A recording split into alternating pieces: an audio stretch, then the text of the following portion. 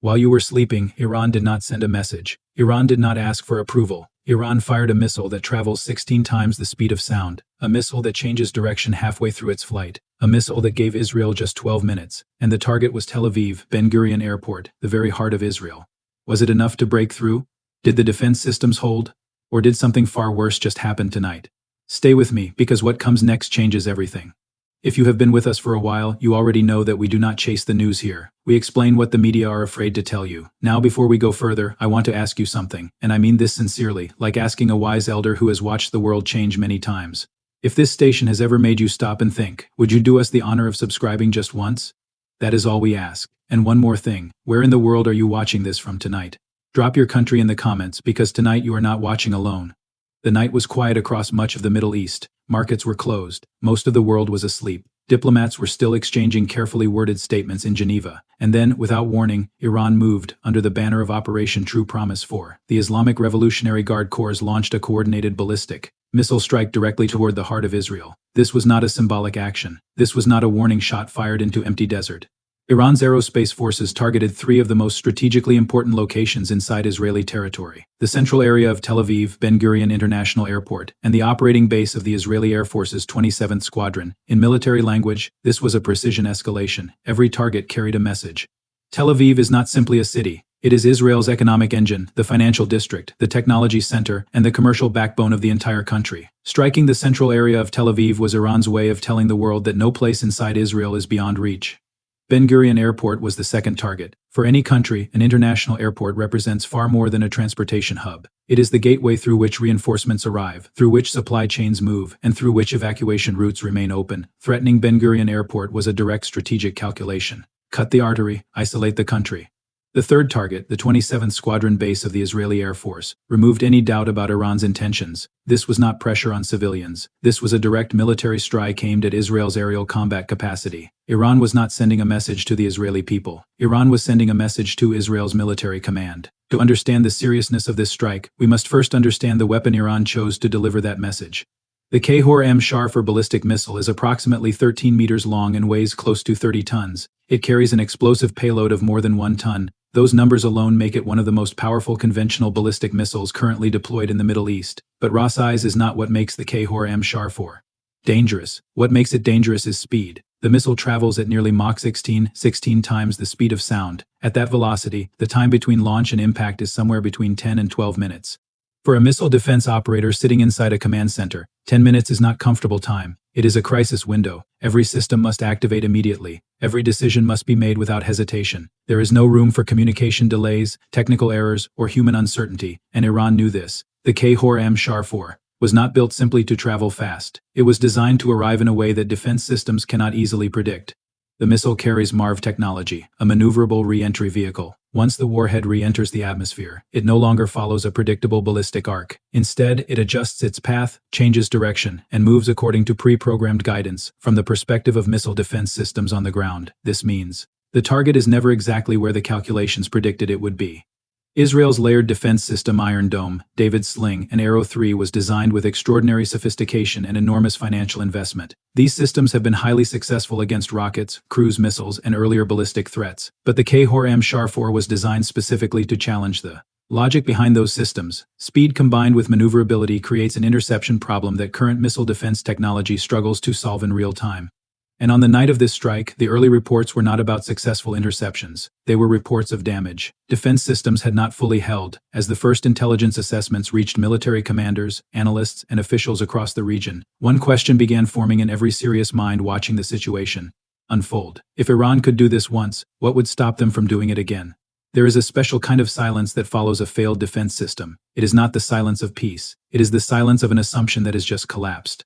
Engineers studying data they did not expect. Commanders making phone calls with no reassuring answers. Governments suddenly confronting a reality their official briefings had not prepared them for. That silence settled over Israel's defense system on the night Operation True Promise 4 was executed. And the question that finally broke that silence was not emotional. It was technical. How did the missile get through? To answer that question, one must understand the structure of Israel's defense architecture. Israel did not build one system. It built 3 layers.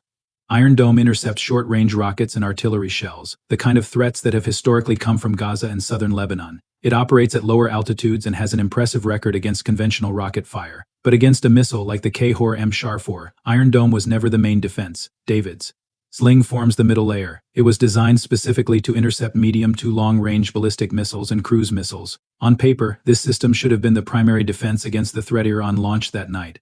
At the top sits Arrow 3, Israel's most advanced interceptor. Arrow 3 is designed to destroy ballistic missiles in space during the mid-course phase of their flight before they re-enter the atmosphere. Developed jointly with the United States, it is considered one of the most capable exo-atmospheric interceptors in the world. 3. Layers, years of research, billions of dollars invested, and yet the khorramshahr 4 still arrived. The answer lies in physics. At Mach 16, the missile compresses the entire defensive decision cycle into an incredibly narrow window. Radar systems must detect the launch, data must be processed, threat classification must occur, an interception solution must be calculated, interceptors must be authorized, launched, and guided to the correct collision point. In three-dimensional space, each of those steps requires time. At Mach 16, time becomes the one resource that defense operators simply do not have enough of. But speed was only half the problem. The other half was the MARV warhead. Every missile defense system relies on a basic assumption: trajectory prediction. A traditional ballistic missile follows a predictable arc determined by physics. Once the path is calculated, an interceptor can be sent to meet the warhead at the correct point. MARV technology destroys that assumption. As the khorramshahr 4 re-entered the atmosphere, its warhead began changing direction with guided precision. The intercept solutions calculated by defense batteries were instantly outdated. The interceptors were aimed at a point the warhead had already abandoned. What this moment demonstrated was not just a weakness in Israel's defenses. It showed a broader shift in the missile technology balance across the Middle East. Iran had crossed a technological threshold. Missiles that could once be intercepted had evolved into missiles that could potentially evade even sophisticated defense systems. And across financial centers from London to New York to Singapore, the implications were immediately understood. Markets do not wait for official statements. They do not wait for press conferences. Markets move on anticipation. And the moment the reports of those strikes reached global trading desks, markets began adjusting to a world that suddenly looked very different from the one that existed 12 minutes earlier. The first market to react was oil. The Middle East sits above one of the most strategically important energy corridors on the planet, the Strait of Hormuz. Nearly 20% of the world's oil supply passes through that narrow waterway every single day, and every energy trader immediately ran the same calculation. If conflict escalates and Iran decides to weaponize its geographic position, the Strait of Hormuz does not close gradually. It closes suddenly, and if it closes, the shock would ripple through the entire global economy. Brent crude surged within hours of the reports. Gold followed. Gold rises not because people are optimistic, but because they are uncertain. Institutional investors begin shifting capital away from assets tied to stability and toward assets that preserve value during instability. Silver followed gold, but with an additional layer of complexity. Unlike gold, silver is also an industrial metal. Defense manufacturing, electronics production, and energy infrastructure all depend heavily on silver supply. During geopolitical crises, silver faces two pressures simultaneously. Investment demand increases while supply chains become uncertain. The result can be amplified price movement. Defense sector stocks told yet another story. Companies such as Lockheed Martin, Raytheon, and Northrop Grumman saw increased investor interest. The reasoning was straightforward. If missile defense gaps were exposed, demand for improved systems would inevitably follow. But the deeper calculation being made across global markets was not about the strike itself. It was about Israel's response, and that response could shape the next phase of the global economy. In the hours following the attack, analysts began modeling three possible paths. The first possibility was limited retaliation, a precise Israeli strike against Iranian military infrastructure designed to demonstrate strength without triggering a broader conflict. Markets could handle this scenario. The second possibility involved major escalation, including attacks on Iranian energy infrastructure and missile production facilities. In that scenario, the Strait of Hormuz could become a strategic weapon. The third possibility was the one few officials spoke about publicly but every analyst quietly modeled: full regional war, a conflict involving Israel, Iran, Hezbollah, U.S. forces, and proxy networks across the Middle East. In that scenario, global supply chains would not simply be disrupted. They could be fundamentally reshaped, and that is where the world now stands. The missiles have already landed. The defense systems have already been tested. The markets have already reacted. The only question remaining is whether the world is listening. This has been Currency Archive. If this analysis helped you understand what is unfolding, share it with someone who needs to hear it, because the world is moving faster than most people realize.